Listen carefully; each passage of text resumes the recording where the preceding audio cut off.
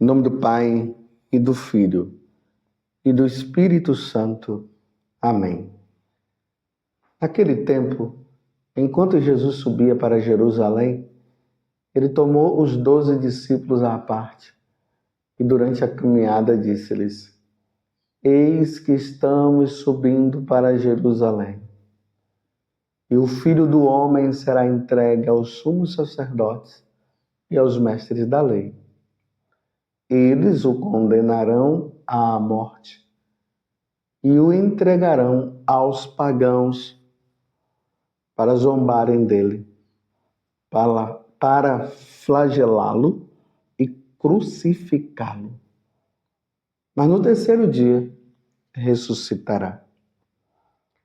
A mãe dos filhos de Zebedeu aproximou-se de Jesus com seus filhos e ajoelhou-se com a intenção de fazer um pedido.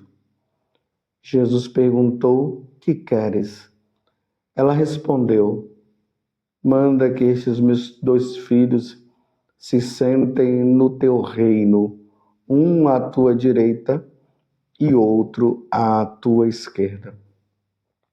Jesus então respondeu-lhes: Não sabeis o que estás pedindo? Por acaso podeis beber o cálice que eu vou beber? Eles responderam: Podemos.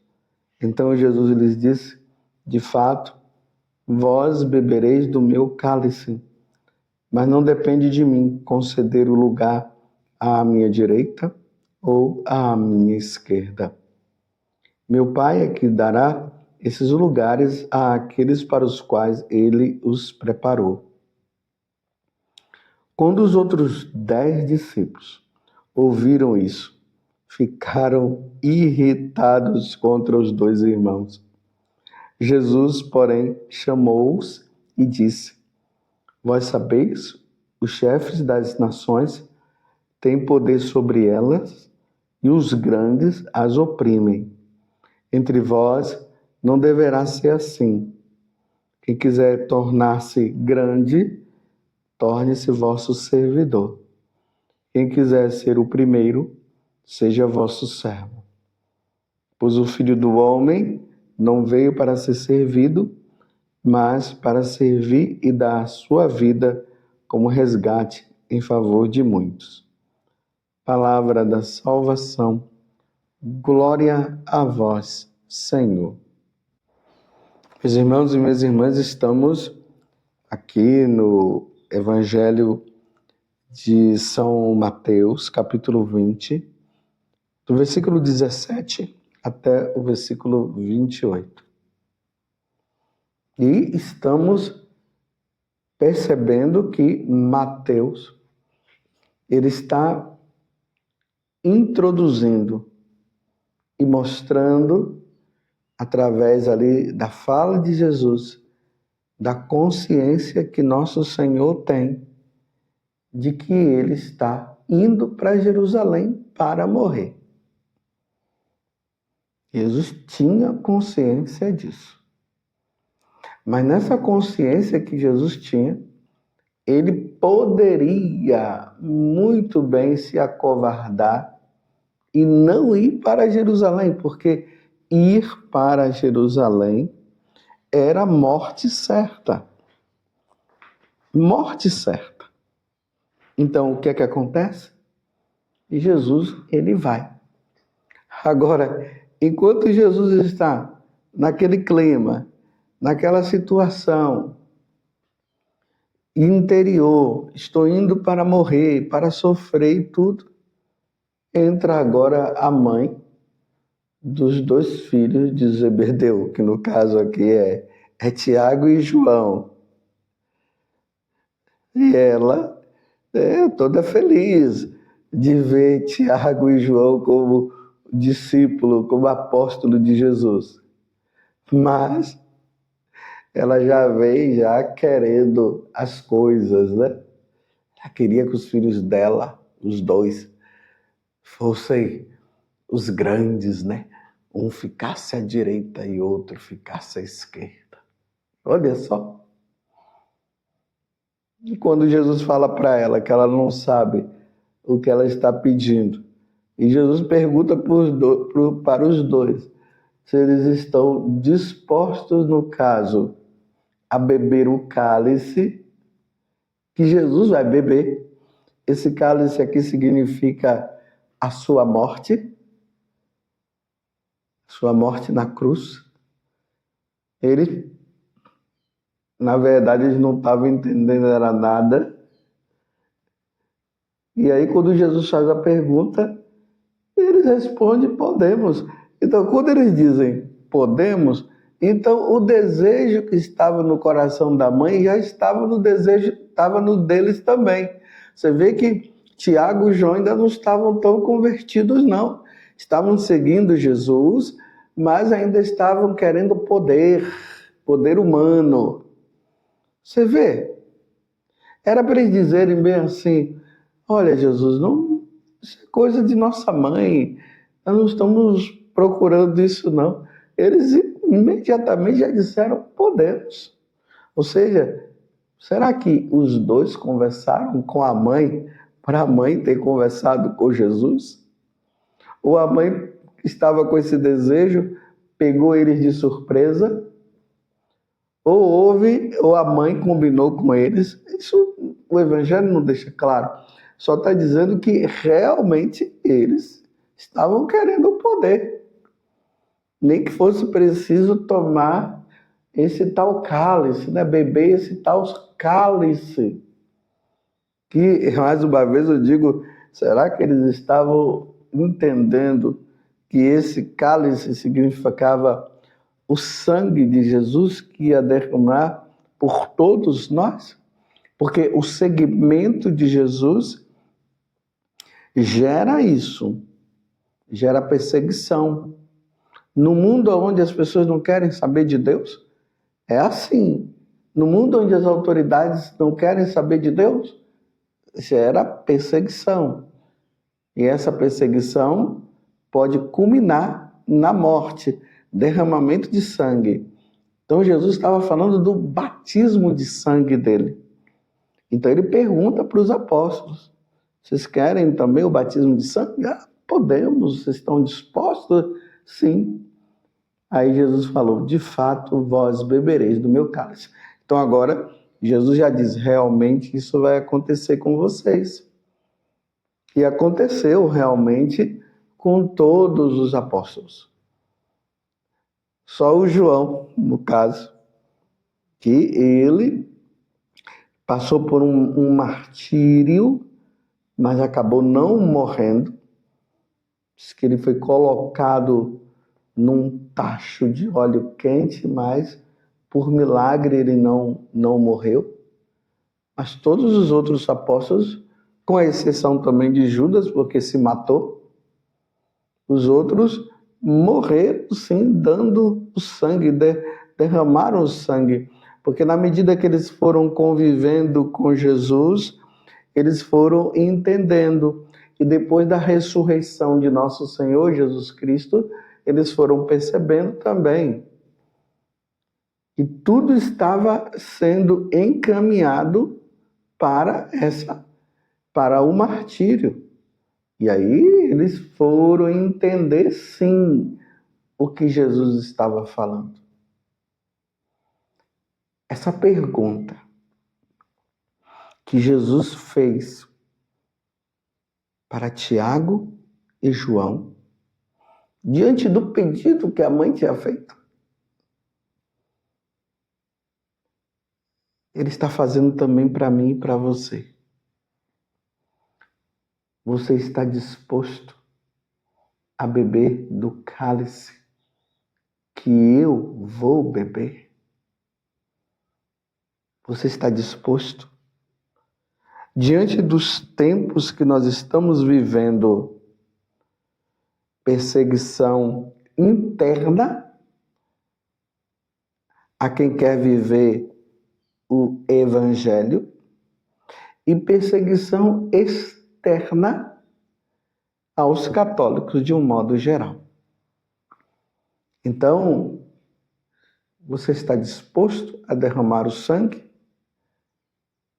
Porque, repito, há uma perseguição dentro da Igreja Católica. É o católico perseguindo o católico. E isso já agora João, convertido, lá na primeira carta que ele escreve, ele se refere a isso, que o anticristo viria de dentro da igreja. Então ele já diz isso, essa perseguição entre nós. E mais que perseguição é essa entre nós? É que, infelizmente, meus irmãos, existe dentro da Igreja Católica um grupo de fiéis. Eu vou dizer que são fiéis porque, só para dizer assim, que são da Igreja Católica, que persegue os fiéis. Então, vou organizar melhor a ideia. Existe um grupo de infiéis católicos que ensinam errado, que deturpam os ensinamentos de nosso Senhor, que negam a divindade de Jesus Cristo, que negam que Jesus multiplicou os pães, negam os milagres de nosso Senhor Jesus Cristo e que perseguem aqueles que são fiéis, que querem viver uma vida santa, que querem viver a vida de penitência, que se destaca em relação aos pagãos. Então, esses infiéis católicos perseguirão e os fiéis. Você lembram que Jesus disse assim, que numa casa 2 seriam levados e 3 ficariam, que o irmão entregaria o irmão, o pai entregaria o filho, a esposa o esposo. É isso aqui que Jesus está falando. Então, diante disso, você está disposto a ser fiel? E, se for preciso derramar o sangue por amor a nosso Senhor Jesus Cristo, por amor à sua igreja, você está disposto? Sempre que eu leio e medito essa passagem do Evangelho, eu peço a Jesus o seguinte: dai-me força, Senhor, porque eu não sei qual seria a minha reação. Porque quando nós falamos assim de forma teórica, nós somos capazes até de derramar o sangue, de dar a vida, porque não está acontecendo nada. Mas na hora aí da perseguição, aí as coisas mudam. E aí, se nós não tivermos a graça, claro, já temos a graça, Deus dará a graça. Mas se diante desta graça que Deus nos dá para o martírio, nós poderíamos não corresponder. Porque é graça de Deus. O martírio não é para qualquer um. Não fiquem pensando que foi tão fácil para os apóstolos diante do martírio eles chegarem e dizerem: eu não vou negar nosso Senhor. Não foi fácil. Vocês pensam que foi fácil a crucificação de Pedro? Foi fácil, não. Não foi fácil mesmo. Vocês pensam que foi fácil Bartolomeu, que foi arrancada a pele do corpo dele? Pensa que foi fácil? E ele não negou, mas arrancaram a pele do corpo para ele negar e ele não negou. Você pensa que foi fácil? Não foi fácil, não. Paulo, que foi decapitado, pensa que foi assim, pode me decapitar? Não, não é fácil. O martírio não é fácil. Então, diante do martírio, está por vir, que já veio no passado, aconteceu com os apóstolos, com os primeiros cristãos. Depois a igreja passou por uma fase ali de muita paz, de pregar o evangelho normalmente, sem nenhum problema. Mas depois teve momentos de perseguições à igreja em determinados locais e tudo. Mas nós estamos caminhando agora para uma perseguição geral à Igreja Católica. Então, diante disso, nós precisaremos já precisamos agora pedir a Deus a graça. Senhor, dai-me a graça do martírio, a graça dos santos mártires, de uma Santa Águeda, dá-me a graça de ser fiel ao martírio como São Tarcísio. Senhor, dá-me a graça do martírio de Santa Sônia, junto com as filhas dela, que morreram ali, sendo fiel a nosso Senhor Jesus Cristo. Dá-me a graça, Senhor, de ser fiel ao martírio como felicidade e perpétua. São Lourenço. Então você está disposto? Então, o que eu posso responder agora, meu Senhor, é: disposição eu tenho, mas no momento eu não sei como será. Por isso, dá-me força, Senhor.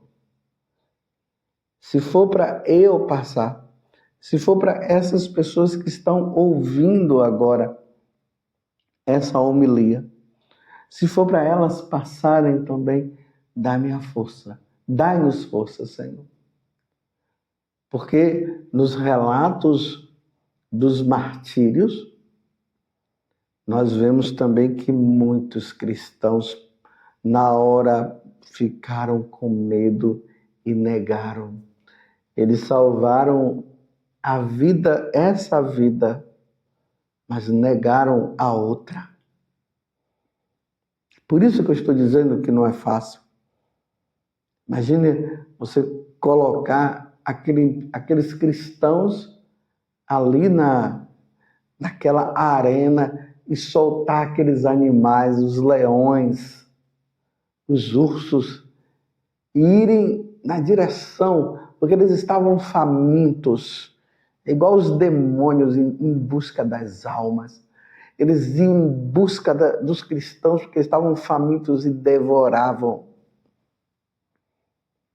Mas enquanto eles estavam presos e antes de serem levados à arena, eles poderiam ainda negar e dizer assim: eu nego e não quero ir. E aí eles eram soltos. E aí ofereciam o incenso a César como prova de que estaria negando nosso Senhor. E aí eles eram soltos. Mas os outros eram persistentes. As mães dizendo: meus filhos não neguem. Os filhos dizendo para os seus pais: não neguem. E eles ali, um incentivando o outro, dizendo: daqui a pouco nós estaremos no céu, estaremos com nosso Senhor. Foi assim. E eles foram devorados. Mas em pouco tempo já estavam com a coroa da glória diante de nosso Deus. Então, nesse tempo de quaresma que nós estamos, peçamos a Deus a graça de irmos para Jerusalém com Jesus. E não vamos ficar atrás de poderes humanos, como Jesus aqui vai dizer que o poder, a autoridade é para o serviço. Então, é para o serviço. Mas vamos caminhando com Jesus para Jerusalém. Vamos lá e acontecer o que Jesus acabou de narrar para nós. O Filho do Homem será entregue aos sumos sacerdotes e aos mestres da lei. Eles o condenarão à morte e o entregarão aos pagãos para zombarem dele, para flagelá-lo e crucificá-lo. Mas no terceiro dia ressuscitará. Passa-se por estas grandes provas para ganhar a ressurreição, a vida eterna com Deus. Que Deus nos dê a graça, então, de, se nós formos chamados a passar pelo martírio, que nós sejamos fiéis até a morte. Louvado seja nosso Senhor Jesus Cristo, para sempre seja louvado, e a sua mãe, Maria Santíssima.